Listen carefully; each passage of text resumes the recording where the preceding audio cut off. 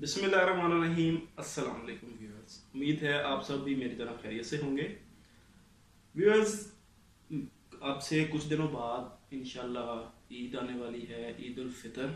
तो इस हवाले से मैंने अपने इर्द गिर्द के माहौल से ये अंदाज़ा लगाया कि गुज़श्ता कुछ सालों से हमारे जो शहरी इलाके हैं, खसूसन जो शहरी इलाके हैं, उनमें एक नया ट्रेंड जन्म ले रहा है जो कि बहुत ज़्यादा नेगेटिव है मेरी नज़र में।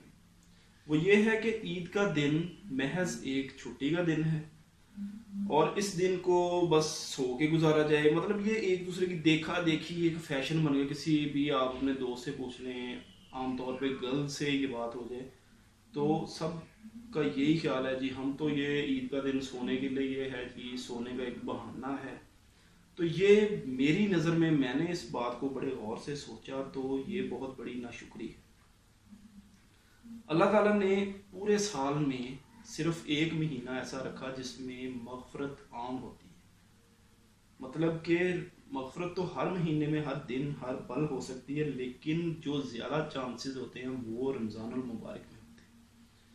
तो अल्लाह ताला ने मुख्तलिफ जगहों पे रोज़ेदार की अहमियत को बहुत ज़्यादा आम दिनों से बढ़ाया है। 70 गुना ज़्यादा सवाब मिलता है।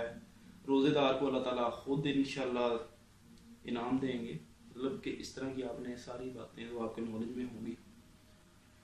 तो जो ईद के हवाले से बात है वो सरासर नाशुक्री की बात है। अल्लाह ताला ने रमज़ान के बाद जो आपको तोहफा दिया है वो ईद उल फितर की सूरत में, और आप उस तोहफे को आगे से निगलेक्ट कर रहे हैं, नज़रअंदाज कर रहे हैं। मतलब अगर आप खुद सोचें कि अगर आप अपने किसी अजीज़ को, किसी दोस्त को, किसी को भी कोई तोहफा दें तो वो आगे से कहे कि मेरे नज़र में तो जी इसकी कोई अहमियत ही नहीं है, तो आप लोग खुद इसका अंदाज़ा कर सकते हैं कि आपको कितना गुस्सा आएगा। और उसके बाद आप उस आदमी से, जिसको भी आपने तोहफा दिया होगा, आप दोबारा बोलना दोबारा नहीं करेंगे।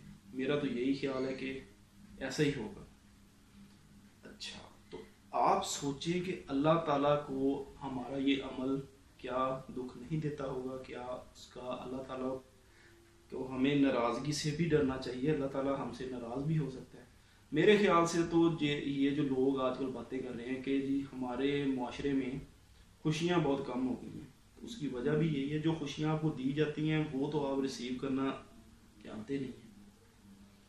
अल्लाह ताला ने आपको जो जो भी खुशी के मौके दिए उनको आप समझते हैं कि ये तो जनाब एवं ही है, ये तो बस। और आप जो वेस्टर्न कल्चर है, मतलब Valentine's day, happy new year, इस तरह के जो आपने सारे फंक्शंस हैं उनमें जनाब बढ़ चढ़ के सारे पाकिस्तानियों ने भी और सारे ये जो मुसलमान हैं सब ने हिस्सा लेना है।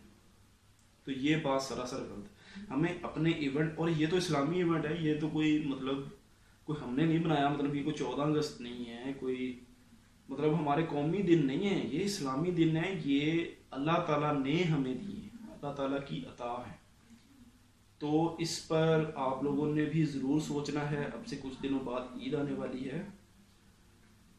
लॉकडाउन की वजह से आपने घर में बैठना है, लेकिन इसका ये मतलब नहीं कि आपने इस तरह कलमात अदा करने हैं कि लोग जनाब सोना है, हमने ये करना है, हम तो ये तो बोरियत का दिन है, साड़ी का दी ईद जी, मतलब इस तरह के कलमात। तो ये बहुत ज़्यादा गलत बात है। आपने अल्लाह ताला का शुक्र अदा करना है, ईद को सेलिब्रेट करना है, ताकि आपको जो छोटी खुशियाँ ढूंढनी पड़ती हैं, किसी छोटी सी बात से भी आपको खुशी मिल सकती है। अगर आप वही सड़ी हुई तबीयत के साथ चलते जाएंगे तो आपको खुशी ज़िंदगी में नसीब हो ही नहीं सकती।